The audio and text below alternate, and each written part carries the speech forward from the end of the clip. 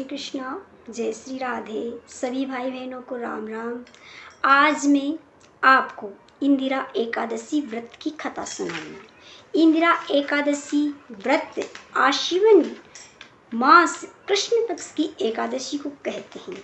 इस व्रत को करने से समस्त कामनाओं की पूर्ति होती है और हमारे पितृ जो किसी कारणवश दुखी है या किसी कारणवश उनका मोक्ष नहीं हुआ है तो उनको वह एकादशी का पुण्य देने से उनकी मुक्ति हो जाती है, उनका मोक्ष हो जाता है। इस व्रत के करने से पितृ प्रसन्न हो जाते हैं और हमें आशीर्वाद देते हैं, हमें वंश वृद्धि का वरदान मिलता है। इस व्रत की कथा इस प्रकार है।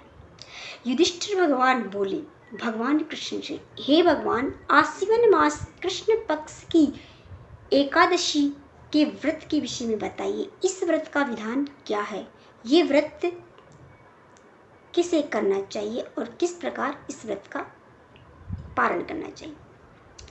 तभी भगवान कृष्ण बोले, इस एकादशी का नाम तथा इस एकादशी के व्रत की विधि और फल को मैं तुम्हें सुनाता हूँ, सो समझा कर मैं तुम्हें कहता हूँ।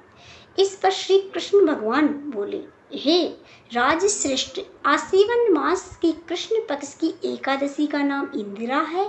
इस एकादशी के व्रत करने से समस्त पाप नष्ट हो जाते हैं तथा नरक में गए हुए पितरों का उद्धार हो जाता है। हे राजन, इस एकादशी की कथा के सुनने मात्र से वाजपेयी यज्ञ का फल मिलता है। प्राचीन सतयुग में महिष्मती नाम की एक नगरी में इंद्रसेन नाम का एक राजा रहता था। वह बड़ा प्रतापी और दानी था। वह अपने राज्य में सभी को प्रसन्न रखता था। एक समय जब राजा अपनी राजसभा में सुखपूर्वक बैठा था, तब महर्षि नारद आकाश मार्ग से उतरकर वहां आए और महर्षि नारद बोले कि हे राजन, आपके राज्य में सब कुशल मंगल है। मैं आपकी धर्म परायणता से देखकर बहुत प्रसन्न हूँ।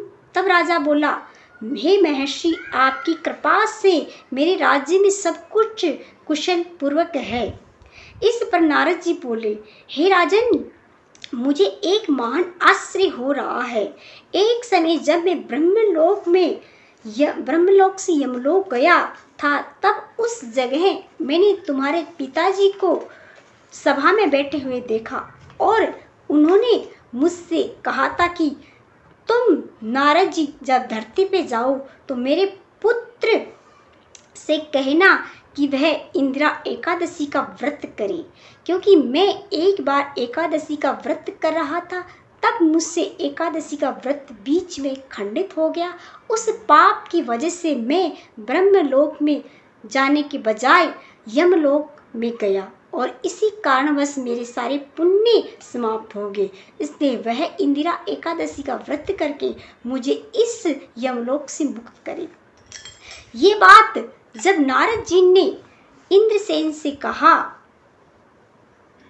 तब इंद्रसेन बोला कि मैं अपने पिता की मुक्ति के हेतु इस व्रत को अवश्य करूंगा।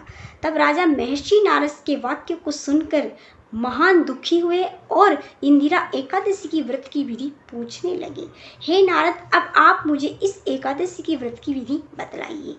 तब नारद जी ने कहा, हे राजन, आश्विन मास की कृष्ण पक्ष की दशमी के दिन प्रातः काल श्रद्धा सहित स्नान करना चाहिए। उस समय जल से निकलकर श्रद्धा पूर्वक पितरों का श्राद्ध करना चाहिए। उस दिन एक समय भोजन करें, रात्रि में पृथ्वी पर शयन करें।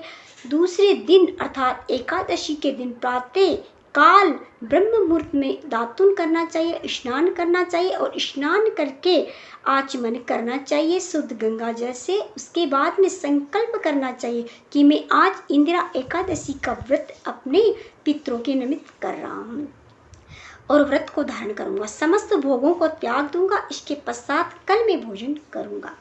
आप मेरी रक्षा करिए, आप मेरे व्रत को निभाइए और पूर्ण करिए। इस प्रकार आचरण करके दोपहर के समय शालिग्राम भगवान को किसी शुद्ध फलहारी भोजन का भोग लगाना चाहिए और गौ के लिए दान करना चाहिए।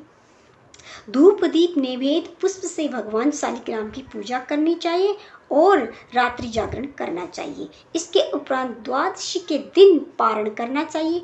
पारण द्वादशी प्रारंभ होते समय या द्वादशी रहते रहते ही कर लेना चाहिए। पारण में हमें तुलसी दल से कर सकते हैं या फिर चावल बना के ग्रहण करना चाहिए। पारण करने से पहले भगवान की पूजा करें और पूजा के बाद में एक ब्राह्मण को तो कम से कम भोजन करवाएं। उसके बाद में हमें चावल से पारण करना चाहिए।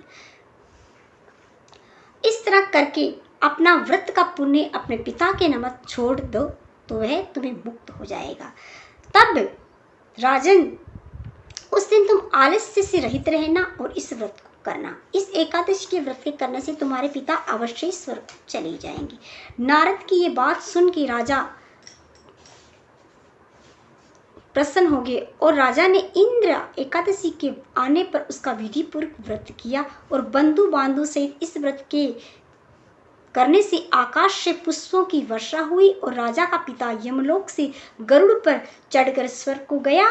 राजा इंद्रसेन ने एकादशी के इस व्रत के प्रभाव से इस लोक में सुख भोग कर अंत में स्वर्ग लोक को गया। श्री कृष्ण भगवान कहते हैं कि हे धर्मराज युधिष्ठिर, मैंने तुम्हें इंदिरा एकादशी के व्रत का महात्म्य सुनाया है। इस महात्म्य के सुनने से, पढ़ने से और सुनाने से वाजपेयी यज्ञ का फल मिलता है और सभी पाप नष्ट हो जाते हैं इस कथा के सुनने मात्र से।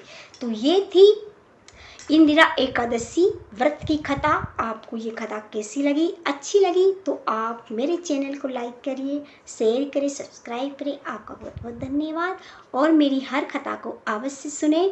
मैं कथा शास्त्र के प्रमाण हेतु ही कथा सुनाती हूँ। कोई जोड़ने वाली कथा या बनी बनाई कथाएं नहीं सुनाती। मैं वही कथा सुनाती हूँ जो कथा मैंने किताबों में, ग्रंथों में पढ़ी है, वही आपको सुनाती हूँ। इसलिए आप उन कथा को सुनिए और थोड़ा बहुत ज्ञान ग्रहण करके खुद भी उपवास व्रत रखिए। मैं भी इंदिरा एकादशी का व्रत रखूँगी। जय श्री कृष्णा, जय श्री।